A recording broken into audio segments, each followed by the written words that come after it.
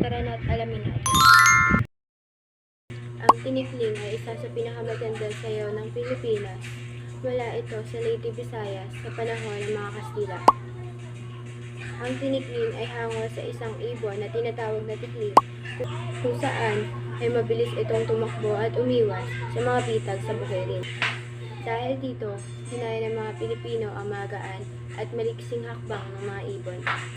Noong mga panahong iyon, ang mga magsasakang Pilipino sa asyenda ay nakakaranas ng mga mahigpit na patakaran. Noong mga panahong iyon, ang mga magsasaka sa asyenda ay nakakaranas ng mahigpit na patakaran.